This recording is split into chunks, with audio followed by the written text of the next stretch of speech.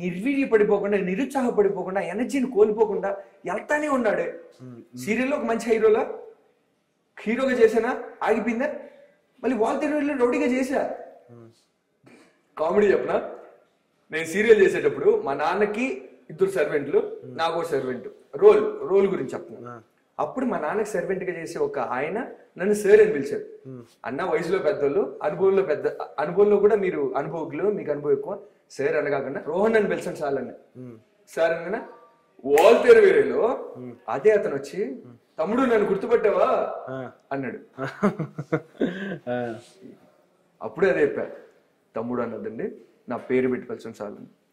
నాకు నాకు ఎప్పుడు ఈ ప్రయాణంలో సినిమా అనే ఒక విషయం వచ్చినప్పుడు దీంట్లో పెద్దలు చిన్నోళ్ళు లేరు, పై స్థాయి కింద స్థాయి లేదు, చిన్న పాత్ర పెద్ద పాత్ర లేవు.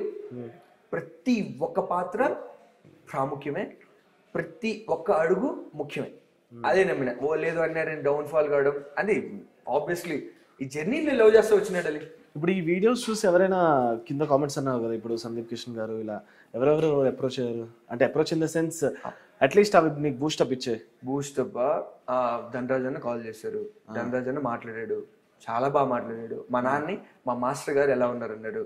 ఇంక గెటప్ సీన్ అన్న దేవరాశిలో పరిచయం ఆ అన్న ఎంకరేజ్ చేశారు, యాక్టర్ చింటూ అన్న ఎంకరేజ్ చేశారు. ఇప్పుడు కిరణ్ బోరం అన్న డైరెక్ట్ మెసేజ్ చేసింది నాకు, బాగా అనిపించింది. ఆఫీస్కి పిలిపించి మాట్లాడి ఇట్ వాస్ టోటలీ అన్ఫర్గెటబుల్. చాలా బాగా మాట్లాడారు అన్న. అన్న మా కడప కదా, రాయలసీమ నుంచి వచ్చిన ఒక హీరో. సో తమ్ముడు నీకేం సాయం కావాలన్నా నేను ఉంటా, నేను చేస్తా అన్నారు. అన్నా నాకు సాయం వద్దన్నా, నాకు పాత్ర కావాలన్నా, నాకు ఒక సినిమాకి అవకాశం కావాలన్నా అని నేను ఏ పొద్దు రానన్నా, నేను అవకాశాన్ని సంపాదించుకొని వచ్చి అన్నగా నీ ఆశీర్వాదం కోసం వస్తానా, నీ మంచి ఆలోచన కోసం, మంచి ఒక మాట కోసం వస్తాను అని చెప్పిన. అన్నకి ఇంత డల్లింగ్, ఇంకా అంతకు మించి గుర్తులేదు. బట్ చాలా మంది అయితే చేసే డల్లింగ్ ఇంక అంతే.